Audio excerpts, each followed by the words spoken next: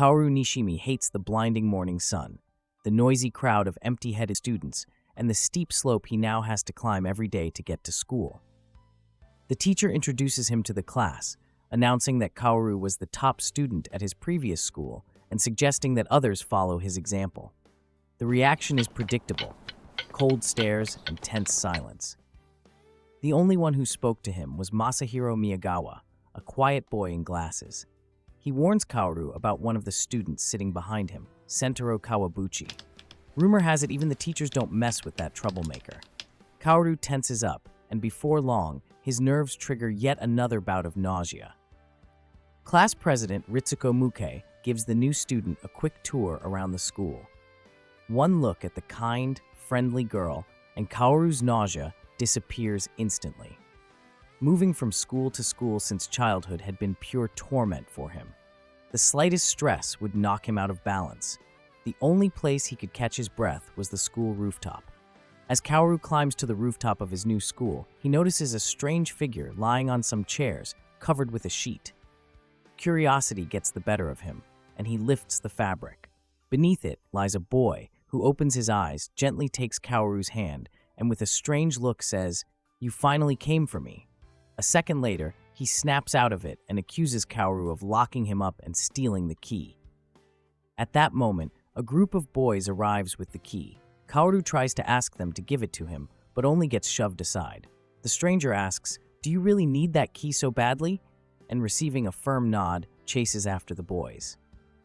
A fight breaks out on the rooftop, 3 against 1.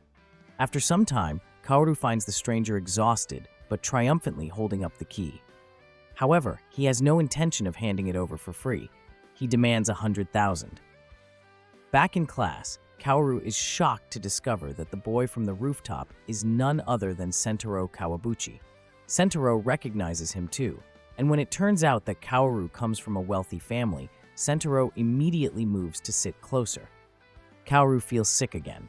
He tells Sentaro that he doesn't have 100,000 and asks to borrow the key just once.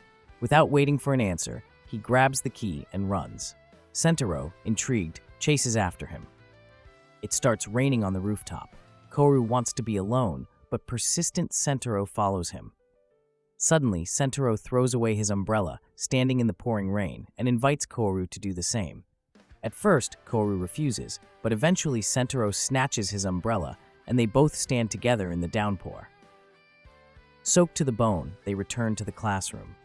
Ritsuko sends them to dry off in the infirmary. There, Sentaro starts tapping out a rhythm with drumsticks on the table.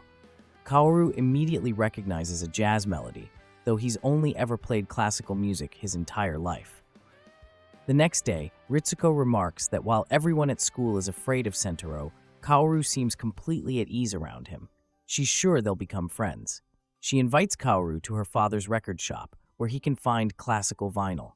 Upon learning that Kaoru plays piano, Ritsuko takes him to the shop's basement. There, Kaoru discovers an old piano, and Sentaro on drums. Sentaro announces, "You can only play jazz here." The boys take turns playing the same tune. Sentaro criticizes Kaoru's classical playing style, but for the first time in his life, Kaoru hears live jazz and feels a strange, almost magnetic pull toward this free, sincere kind of music. Before leaving, Kaoru buys that same record with the jazz track he heard in the basement. The music keeps echoing in his mind. Kaoru was deeply hurt by Sentaro's words, claiming he didn't understand jazz and had no taste. Over and over, he listened to the record he bought at Ritsuko's music shop, trying to replicate every note on the piano as accurately as possible. In his mind, he imagined the moment when Sentaro and Ritsuko would be amazed and finally praise him. But outside the school, some classmates ambushed Kaoru. They dragged him to a park, tied him up, and decided to mess with him. Ritsuko saw what was happening and immediately rushed to find Sentaro. He arrived just in time. While Sentaro skillfully dealt with the bullies, Ritsuko untied Kaoru. The boy felt painfully ashamed that Ritsuko had to see him in such a humiliating state, and even more so that she came to his rescue. Desperate to salvage a bit of dignity, Kaoru handed her his glasses and threw himself into the fight. His movements were clumsy, but he managed to distract a few of the attackers, making it easier for Sentaro to fend them off. Eventually, the bullies backed down and fled. Ritsuko noticed the blood on Kaoru's forehead and gently asked if his head hurt. Sentaro just grunted, "As long as your fingers are fine." That unexpected remark pleasantly surprised Kaoru. After school, Kaoru and Sentaro headed to the basement of Ritsuko's music store. There, an unexpected guest was waiting for them. Ritsuko's father informed them that someone had come to see Sentaro. Realizing who it was, Sentaro grabbed Kaoru's hand and hurried inside. The guest turned out to be their old neighbor and now college student, Junichi Katsuragi. Sentaro introduced Kaoru as his friend. Ritsuko's father, an old jazz lover, joined them. A jam session quickly came together. Sentaro on drums, Junichi on saxophone, and Ritsuko's father on double bass. Sentaro invited Kaoru to join in. He hesitated at first, nervous and shy, but finally sat at the piano. The first notes were soft and uncertain, but soon Kaoru was completely immersed in the music, playing with passion. Junichi asked Kaoru how long he'd been playing piano and invited him to come practice in the basement whenever he liked. Meanwhile, Kaoru's feelings for Ritsuko grew stronger. Summoning his courage, he asked her to do homework together over the weekend. She happily agreed. They arranged to meet on Sunday near a Christian church. Kaoru arrived much earlier than the appointed time. A Sunday service was underway.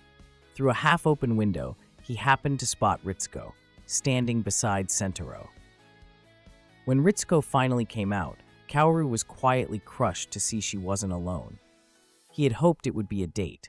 Instead, the three of them headed to the seaside. They rowed a boat and swam, and with Sentaro around, it was impossible to feel bored. Kaoru couldn't take his eyes off Ritsuko. To him, she seemed impossibly beautiful. On their way home, they came across a group of thugs harassing a girl. Sentaro stepped in and demanded they leave her alone. The bullies initially looked ready to fight, but when one of them recognized Sentaro, they quickly backed off and left. The girl thanked Sentaro, and he, enchanted by the sight of her hair fluttering in the wind, was left speechless. It all happened in a single fleeting moment, because love obeys neither logic nor time. Sentaro couldn't forget the girl with long, flowing hair whom he had saved from a group of bullies at the beach. From that moment on, it was as if he had become a different person. Loud, brash, and reckless before. Now he was thoughtful, distracted, and often lost in his own world. Seeing his friend like this, Kaoru decided to find out who the mysterious girl was. Her name was Yurika Fukuhori. She was a senior student, loved painting, and attended the same school as them. Sentaro himself had no idea what was happening to him until Kaoru explained. It was love. His first, genuine, bright, and deep love, something he had never been prepared for. For the first time, he felt timid, shy, and unsure of himself. Kaoru was secretly happy. He had long been jealous of Sentaro's closeness with Ritsuko, and now nothing stood in the way of his own feelings. In fact, he immediately came up with a plan to arrange a group date with Ritsuko and Yurika. The next day, Sentaro tried to approach Yurika in the schoolyard, but as soon as he saw her, he completely froze, unable to say a word, and ran away. Kaoru forced him to go back and read a prepared message from a cheat sheet. The way Sentaro awkwardly read it out loud was so ridiculous and funny that Yurika ended up helping him finish it and agreed to meet them over the weekend. Without hesitation, Sentaro loudly announced the news to Kaoru, whom he had called Prince since the day they met. Yurika promised to bring something to eat for the picnic, but then suddenly asked which one of the boys was actually inviting her. For some reason, Sentaro pointed at Kaoru. On the weekend, Kaoru arrived at the meeting spot where Sentaro and Ritsuko were already waiting. When Yurika appeared, everyone was stunned. She looked incredible. Sentaro was so overwhelmed, he fainted on the spot. While Kaoru tried to revive him, Yurika introduced herself to Ritsuko and asked if she would be intruding. Holding back her feelings, Ritsuko replied that the more, the merrier. But deep down, it hurt. During the picnic, Ritsuko acted strangely, on the verge of tears. When she suddenly ran off, Kaoru followed her and found her crying. In that moment, he realized Ritsuko was in love with Sentaro. The next day at school, Sentaro brought a handkerchief that Yurika had given him, breathing in its scent with delight, and saying how good it smelled. At that moment, Ritsuko dropped her chalk. Kaoru snatched the handkerchief from Sentorou's hands and ran to the rooftop. Sentorou, confused, chased after him. A heated argument broke out, nearly turning into a fight, until Ritsuko arrived just in time to stop them. After school, Kaoru and Ritsuko walked home together. She guessed that Sentorou was probably down in the basement, drumming, and suggested they go make peace. She suspected the reason for their quarrel. Maybe Kaoru had fallen for Eureka too. At her house, Ritsuko practically shoved Kaoru into the basement with Sentorou and slammed the door shut. That's when Kaoru finally understood. Sentorou was feeling the same overwhelming emotions as he was, just for a different girl. The resentment melted away. Instead of talking, the boys started playing music together. Their improvisation turned out lively and free, as if everything bad between them had vanished. Music brought them close again.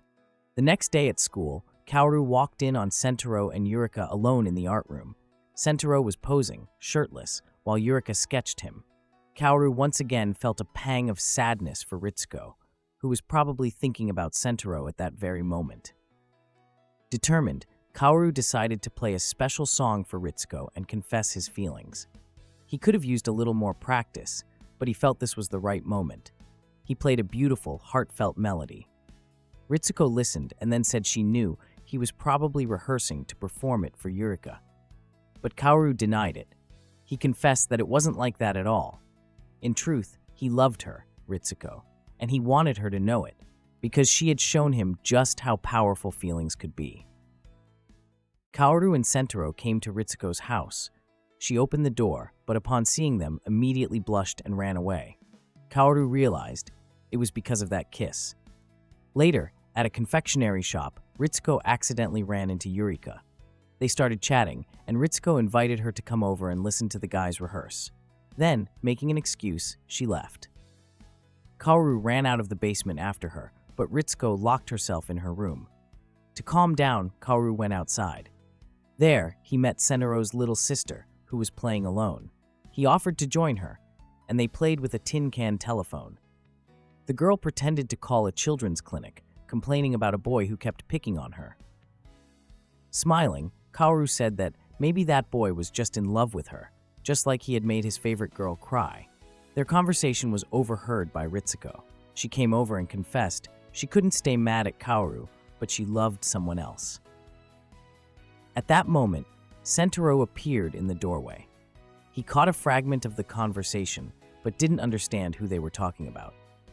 After that, Kaoru started avoiding rehearsals, acting cold towards Sentorou and Ritsuko at school. One evening, while Kaoru was in his room, Sentorou climbed in through the window, begging him to come back to the band. Just then, Kaoru's father knocked on the door and handed him a letter. Inside was the address of Kaoru's mother, whom he hadn't seen since childhood. She now lived in Tokyo. It was up to Kaoru whether or not to meet her. In the end, Kaoru decided to go to Tokyo. For the first time in his life, he was going on a trip alone, hoping to clear his head. To his surprise, when he boarded the train, he saw Sentorou. It turned out Sentorou had sold his old records to pay for the trip, and even brought a box of food from Ritsuko so the guys wouldn't have to waste money on expensive meals. In Tokyo, Kaoru suggested walking around the city, but Sentorou declined. He knew his friend would need support later. When they arrived at the address, Kaoru got scared and wanted to leave, but Sentorou stopped him, saying he couldn't run away. At the given address, there was a jazz club called Aoi Chocho. It turned out Kaoru's mother wasn't working that day, so the boys decided to come back tomorrow. The next day, in pouring rain, they returned to the jazz club. A woman came out. She immediately recognized Kaoru. She looked nothing like he remembered from his childhood. His mother invited them inside and treated them to lunch. Sentorou tactfully left for a walk, leaving mother and son alone. She asked Kaoru about school, whether he had a crush on anyone. From his embarrassed look, she understood his feelings were one-sided. They laughed together. All the fears and doubts that had tormented Kaoru for years slowly began to fade. At the station, Kaoru gave his mother a record and asked her to learn one of the songs, promising to visit her again. They said goodbye. his mother cried, and Kaoru still couldn't bring himself to ask the one question he'd carried in his heart all his life. Why did she leave him? Meanwhile, Ritsuko returned home. Her father nodded toward the basement. Going down, she saw Kaoru and Sentaro rehearsing together again. Everyone was smiling, and for the first time in a long while, music filled the house once more. Kaoru, Sentaro, and Ritsuko's father were rehearsing in the basement of the music shop. Suddenly, Junichi appeared and told them it was time to perform in front of a real audience. He suggested they play at a Christmas party in a sailor's bar where he used to work. There was only a month left until Christmas, and hardly any time to rehearse. Kaoru was still playing stiffly. As a classical musician, he was used to flawless technique, but Junichi advised him to relax and just hit the keys, enjoying the improvisation. During PE class, Kaoru finally dared to ask Sentaro what he was doing naked with Yurika in the art room. He'd already assumed there was something between them. But it turned out Sentaro had simply been posing for one of her paintings and would have to do so every week. Kaoru teased his friend, and Sentaro chased him around to get even. Other students watched in amazement. No one could believe Kaoru had managed to befriend the intimidating Sentaro that everyone else was afraid of. Sentaro's birthday fell on Christmas Eve. Kaoru decided to get him a pair of new drumsticks. At the music shop, he unexpectedly ran into Ritsuko. She'd had the exact same idea. Ritsuko suggested they each buy one drumstick and give them as a set together. As they walked to meet Sentaro, Kaoru couldn't stop thinking about Ritsuko. He mentioned how harsh the winters were here, saying it might even snow. Ritsuko smiled and said snow in December was rare, but just a few minutes later, the first snowflakes started to fall. Ritsuko was delighted. It felt like a fairy tale. Overwhelmed by emotion, Kaoru suddenly leaned in and kissed her. Ritsuko stood frozen in shock for a few moments, staring wide-eyed at Kaoru, then turned and ran away. At that very moment, Sentaro showed up, the last person Kaoru wanted to see. He envied him. Sentaro had a loving family, Ritsuko's friendship, and maybe even her heart. Kaoru felt that Sentaro could never truly understand him. In frustration, Kaoru threw the gift, the drumstick, at Sentaro and ran off. Later, Kaoru sat alone on a bench when he suddenly heard a burst of drumming. It was Sentaro, testing out his new drumsticks. Clearly, the gift meant something to him. Sentaro grabbed Kaoru and dragged him somewhere without saying a word. They ended up in a small room inside a church. There, Sentaro showed Kaoru an old photo album. It turned out he was half foreign. His mother had given birth to him after an affair with an enemy soldier, then abandoned him. Since then, not even his grandmother or relatives had wanted him. The only thing left from his mother was a rosary he wore around his neck. After his grandmother's death, he'd been completely alone.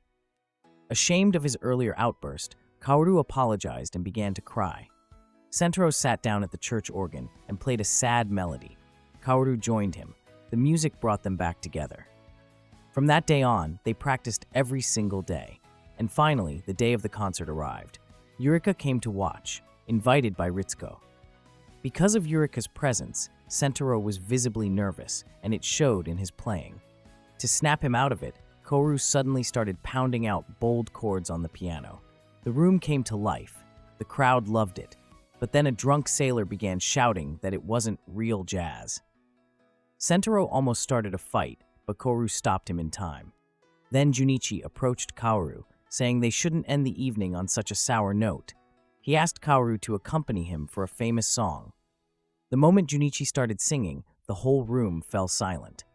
Everyone listened, completely captivated, including Yurika, who, it seemed, was starting to fall for Junichi.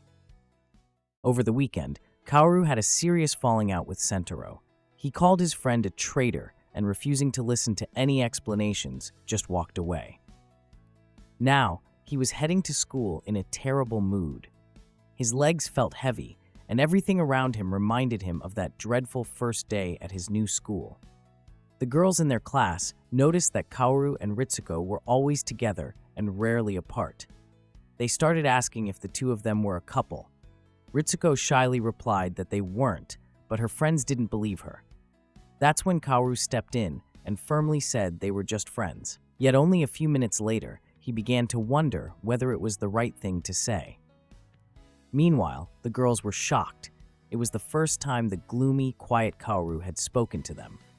The girls, who had always been too afraid to approach him, now surrounded him and bombarded him with questions.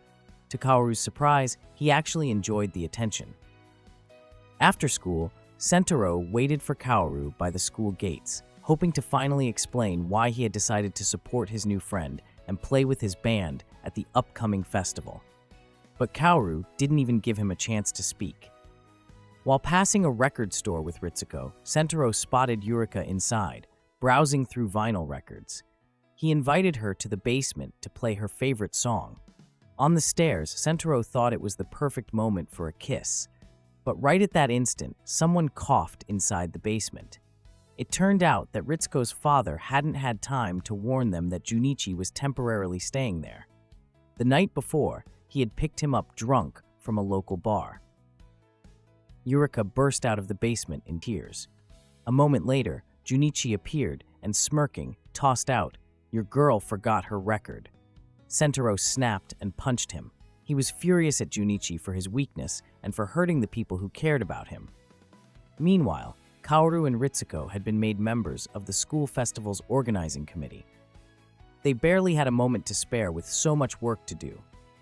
Sentaro also came by to submit his application to perform. Ritsuko deliberately left Kaoru and Sentaro alone, hoping they would make peace. Kaoru already knew about the fight between Sentaro and Junichi and understood that his friend needed support more than ever, but he couldn't bring himself to say anything kind. Instead, he snapped at him. The day of the festival arrived. The band Sentaro had joined was performing. Kaoru, still nursing his grudge, left the hall. Outside, he ran into Yurika. She too hadn't dared to face Sentaro after everything that had happened. They didn't have time to talk. There was a problem with the power on stage.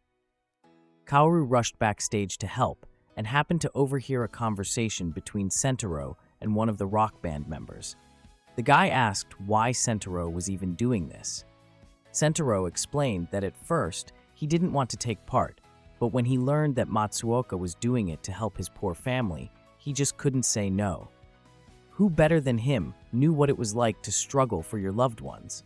And after the festival, he planned to return to jazz, to his real partner. In that moment, Kaoru realized how unfair he had been to his friend. The audience started to leave, but Kaoru knew how to hold their attention. He sat down at the piano and began to play the very melody with which he had once confessed his feelings to Ritsuko. Sentaro immediately joined in on the drums. Hearing their music, students came running from all over the courtyard. The performance turned out to be incredible, full of life and energy. While the hall erupted in applause, Sentaro grabbed Kaoru by the hand, and the two of them ran off together, laughing. Kaoru once again felt light and free, as if he had been reborn. A new school year had begun. Kaoru and Ritsuko were placed in the same class, while Sentaro ended up in a class full of complete strangers. This upset him greatly. Ritsuko worried about how he would manage without his friends. At the same time, she found herself glancing at Kaoru more and more often. The next day, Kaoru and Ritsuko accidentally overheard a conversation between their classmates. Apparently, there had already been a fight in a parallel class. They immediately realized who it was about and rushed to the school rooftop. Kaoru scolded Sentaro for his behavior and advised him to focus more on his studies. On their way back down, passing by the art room, Sentaro wanted to stop by Yurika, but Kaoru stopped him, suggesting he visit the infirmary first. Kaoru went to see Yurika himself. She showed him her painting, a portrait of Sentaro depicted as Apollo, which she planned to present at the annual exhibition. During their conversation, Yurika deliberately mentioned Junichi, saying he was an interesting person and she wished she could see him more often. Kaoru told her that he had visited Tokyo during the holidays and stopped by Junichi's dormitory, but he had moved out a long time ago. This news upset Yurika. She had hoped to hear something about him. After the infirmary, Sentaro came to the art room. Yurika invited him to meet over the weekend to thank him for posing for her painting. Sentaro took it as a date and was over the moon with happiness. After classes, Sentaro and Kaoru practiced together. Sentaro asked for advice on how to act around Yurika. Kaoru, seeing that Yurika wasn't interested in him at all, tried to talk Sentaro out of meeting her. His words deeply hurt Sentaro. Over the weekend, Yurika took Sentaro to a watch store and asked him to pick any watch he liked. He refused, saying he even wore a second-hand jacket after Junichi. At the mention of Junichi's name, Yurika visibly brightened. After their meeting, Sentaro felt downhearted and broken. Kaoru noticed and once again tried to explain that Yurika wasn't the right girl for him. But Sentaro didn't want to listen. Kaoru couldn't bring himself to say outright that Yurika's heart had long belonged to someone else. Soon, one of their classmates, Seiji Matsuoka, who also attended the art club with Yurika, approached Sentaro. Matsuoka wanted to win Sentaro's trust and made up a story, claiming he overheard Yurika saying she really enjoyed the date. The naive Sentaro believed every word, and his mood instantly lifted. He came to rehearsal in high spirits, surprising Kaoru. Kaoru also noticed a rock record peeking out of Sentaro's bag, even though their rule was to play only jazz in the basement. Sentaro explained that Matsuoka had given it to him, and he couldn't refuse such a nice guy. Kaoru kept his feelings to himself, though unease settled in his heart. At school, Matsuoka asked if Sentaro had listened to the record. Sentaro admitted it wasn't quite his taste. Matsuoka then told him about his dream of becoming a star. His family was poor, and his younger brothers wore patched clothes. Touched by this story, Sentaro agreed to temporarily play drums in Matsuoka's band. That weekend, Sentaro's mother asked him to look after his younger siblings. He decided to take them to the beach and invited Ritsuko to join them. Kaoru happened to pass by, and Sentaro invited him too. Everyone agreed, and the day promised to be a good one. At the beach, to everyone's surprise, Matsuoka showed up. Kaoru remarked that Matsuoka behaved and talked like a girl. Sentaro defended his new friend, asking him not to speak badly about Matsuoka. In truth, Matsuoka had long planned to drive a wedge between Sentaro and his friends and lure him to his side. He waited for the right moment and interrupted a conversation between Kaoru and Sentaro, asking if Sentaro had listened to the record. To Kaoru's surprise, Sentaro not only listened to it, but also planned to perform with Matsuoka's band at the school festival. Kaoru took this as a betrayal. He acted like an offended child, shouted and left without listening to any explanations. But deep down, what scared him most was the thought of being separated from Sentaro.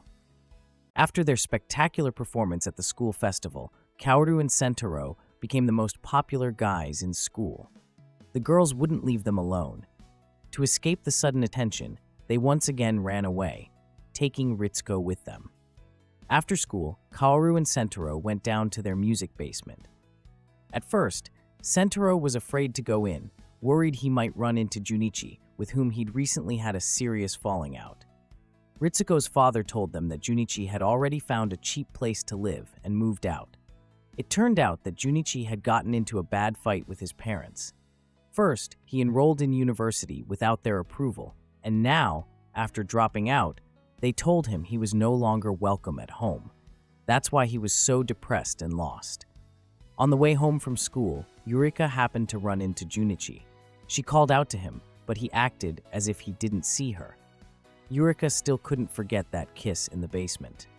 She followed him, but couldn't bring herself to go inside for a long time. Meanwhile, even Ritsuko's friends started to notice how often she stared at Kaoru and how she was beginning to get possessive. One of the girls in their class wanted to knit a scarf for the boy she liked and suggested Ritsuko do the same. Yurika went to Junichi's apartment. He told her he could see how much that kiss in the basement meant to her, but for him, it meant nothing. It was just a tease. To scare her off, Junichi roughly pushed Yurika to the floor. But she told him he could do whatever he wanted with her. Then Junichi kicked her out and told her never to come back. He said he wasn't the person he used to be anymore. He'd been expelled from university, thrown out of his home, and was now nothing but a loser. Anyone who stayed with him would become the same. In protest, Yurika grabbed a pair of scissors from the table and cut off her long, beautiful hair. This shocked Junichi to his core. With tears in his eyes, he begged her not to throw away everything for his sake. He remembered everything that had happened to him. In university, Junichi had a close friend, someone he admired and was deeply attached to. His name was Arita. He was the leader of the student protest movement and had pulled Junichi into it as well. Because of this involvement, Junichi was expelled from university. When Arita was arrested, he asked Junichi to carry on the cause. But Junichi realized it would destroy his life completely. Deep down, he had wanted to study and make music. Yurika pleaded with him to let her stay, to give her a chance to help him. He truly needed support, and Junichi hugged her. Meanwhile, in the school corridors, Sentaro overheard other students gossiping about Yurika. They said she'd cut her hair, stopped going to class, and kept getting summoned to the principal's office. Sentaro decided he needed to talk to Junichi. After all, Junichi had always been like an older brother to him. He'd wanted to be like him, play music like him, be as strong and cool, and always followed in his footsteps. Sentaro came to Junichi's apartment. The door opened, and he saw Yurika there. Stunned and furious, he ran away. Junichi had never wanted his friend to find out this way, especially since he knew that Sentaro loved Yurika. Heartbroken, Sentaro went to the music basement and told Kaoru everything. Kaoru comforted him and told him that Sentaro was blind to someone right beside him who loved him deeply. Those words wouldn't leave Sentaro alone. He kept wondering, who could Kaoru have meant? Could it really be Ritsuko? Kaoru's classmates invite him to a party. He agrees to go only because Sentaro and Ritsuko won't be there. They're attending the Christmas service at church. But instead of having fun, Kaoru can't stop thinking about them. After the party, Kaoru accidentally runs into Ritsuko. They sit down on a bench and chat casually about nothing in particular. Suddenly, a ball of yarn falls out of Ritsuko's bag. Kaoru jokes that Sentaro's birthday is coming up, and if she hurries, she might still finish knitting the present. These words deeply hurt Ritsuko. She says he understands nothing, calls him an idiot, and runs away in tears. In a fit of despair, she throws the unfinished knitting into a trash bin. Meanwhile, Sentaro decides to talk to Ritsuko. He apologizes for never noticing her feelings, but admits he can't return them. To his surprise, Ritsuko tells him he's completely misunderstood, and thanks God he decided to clear things up only now. At the same time, Junichi comes to Yurika's house to tell her he'll be leaving for Tokyo in a few days. He's been offered a job, and they might never see each other again. He thanks her for helping him pull himself together, for not letting him give up, and for giving him the strength to move forward. Yurika is heartbroken. On her way home, she runs into Ritsuko, who's digging through a trash bin, trying to find the yarn she threw away the night before. Yurika rolls up her sleeves and helps her. She asks what happened. Ritsuko confesses that she first pushed someone away, made them suffer, and then couldn't admit she loved them. And now, the only thing she can do is finish the gift that will say everything without words. After hearing this, Yurika realizes a lot about herself too. She says that Ritsuko has opened her eyes, and now she'll fight for her own feelings as well. Meanwhile, Kaoru happens to meet Junichi in the street and learns about his departure. He hurries to tell Sentaro, but Sentaro refuses to hear a word about Junichi. Still, Kaoru won't give up. He believes Sentaro has to say goodbye to the person who was like an older brother to him. But it turns out there's no need. Junichi comes to the music basement himself. It turns out Sentaro had sent him a note, challenging him to a musical duel. Through music, they finally managed to let out everything they'd been holding inside, saying things that words could never express. It was more than a jam session. It was a fight without fists. After the improvised showdown, Sentaro says, "Brother Junichi, I'll remember this jam for the rest of my life." Junichi replies that he will too. At the station, Junichi finds Yurika waiting for him. She still has questions. Why did he always push her away? Why didn't he ask her to come with him to Tokyo? And why back then did he stop at a single kiss? Junichi stays silent, but Yurika already knows the answers. He didn't dare go further because she meant too much to him. She begs him to take her with him, but he refuses. At that moment, Eureka's parents appear on the platform. Turns out, she ran away from home in the middle of an arranged marriage meeting. Junichi sees her crying and realizes what awaits her if her father drags her back. He can't let her return to that suffocating world. To him, she's his entire universe. And in the final seconds, just as the train is about to depart, he pulls her into the carriage.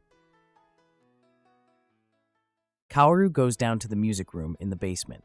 When he opens the lid of the piano, he notices a pair of knitted gloves tied with a neat ribbon. He's confused, convinced it must be some kind of mistake. Running into Ritsuko along the way, Kaoru hides the gloves behind his back and can't bring himself to ask who they're from.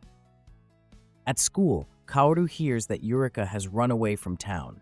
He worries about how Sentaro will take the news and hurries to find him.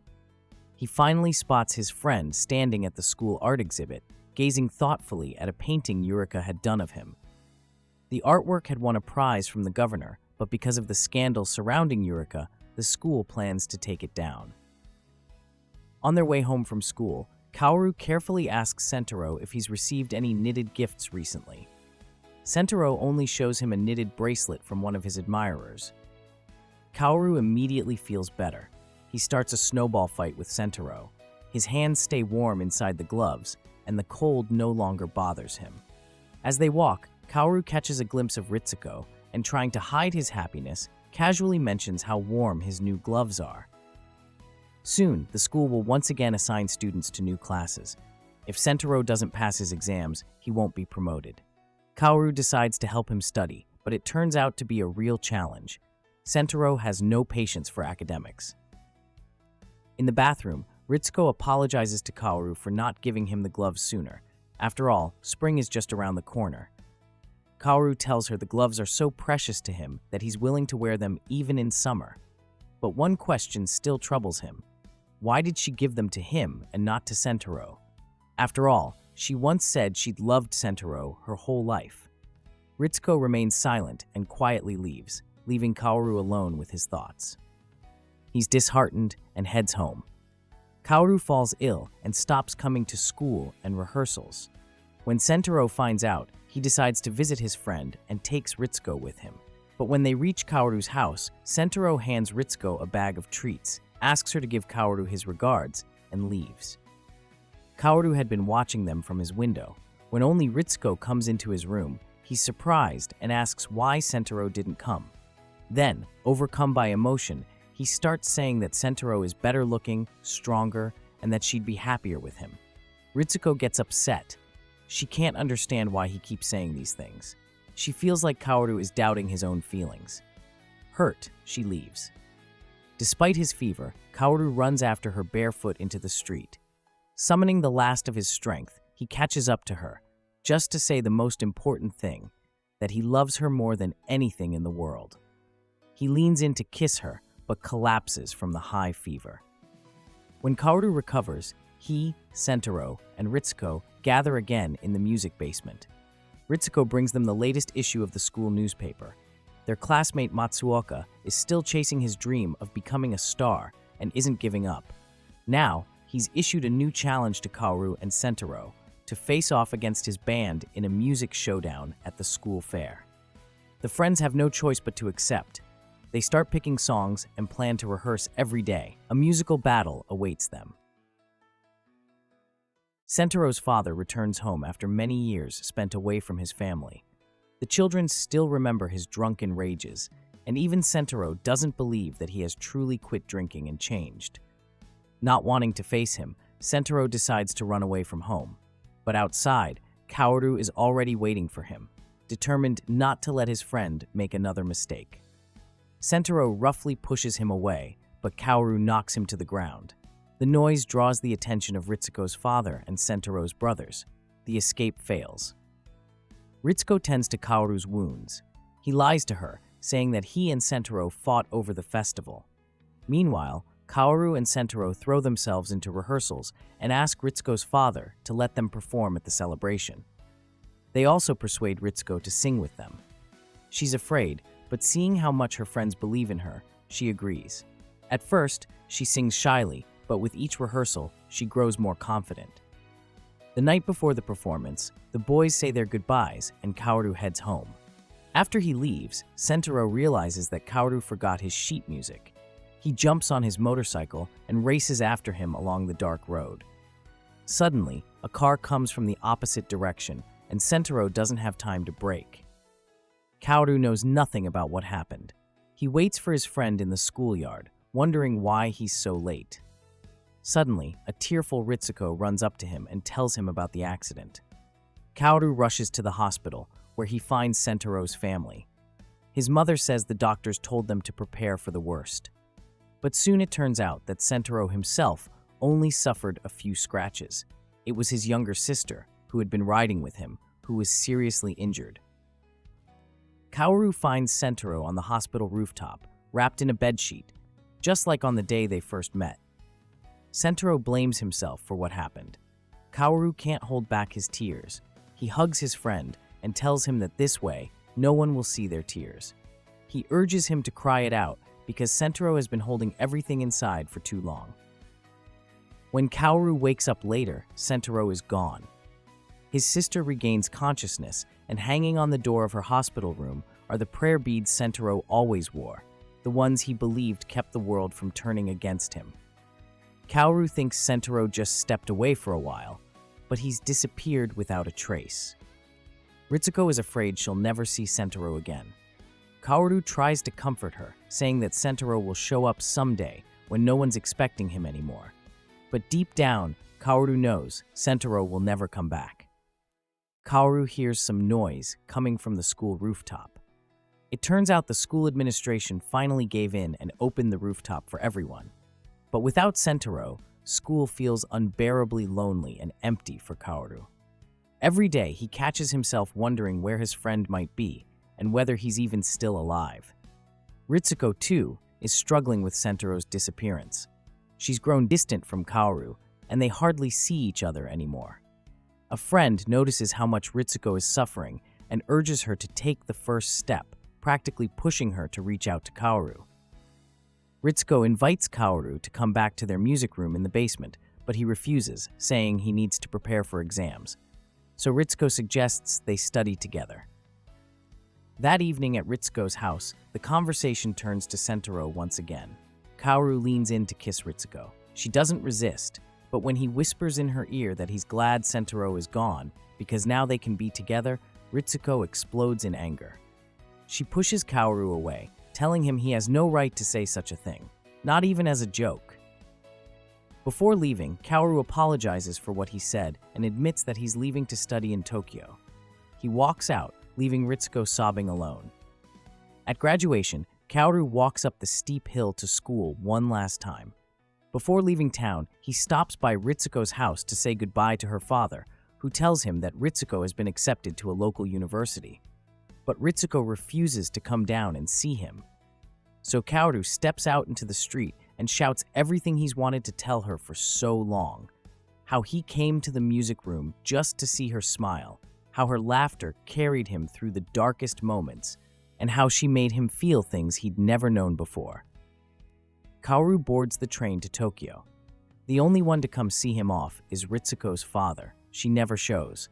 But just as the train pulls out of the station, Kaoru sees Ritsuko running after it through the window. 8 years pass. Kaoru becomes a doctor. One day, he sees an interview with Seiji Matsuoka on TV. His old dream has finally come true, and he's become a star. In the hospital corridor, Kaoru runs into Yurika, now visibly pregnant. She and Junichi are expecting a daughter. Yurika shows Kaoru a photograph sent by a friend from their hometown and asks him to look at the person standing to the side. Kaoru can't believe his eyes. He asks to keep the photo and immediately sets out on a journey. It takes him a long time, switching from one kind of transport to another, and the whole way his heart pounds in his chest. When he arrives, he wanders the streets, showing the photo to strangers. People tell him about the boy in the picture, how he helps care for local orphans but causes plenty of trouble for the village priest. Kaoru hurries to the church on top of the hill. Inside, he finds a familiar drum set covered by a sheet and knows he's in the right place. Kaoru sits down at the organ and begins to play. He's certain Sentaro will hear it. and Sentaro, who always believed this day would come, appears, takes his place behind the drums, and joins in. The church walls have never heard a jam session like this before. The noise brings a furious priest running in. No one is allowed to play here except on special occasions. Sentaro grabs Kaoru by the hand and they run off together, just like they did in their youth. Out on the road, they're met by Ritsuko. She came too, after receiving an urgent message from Kaoru.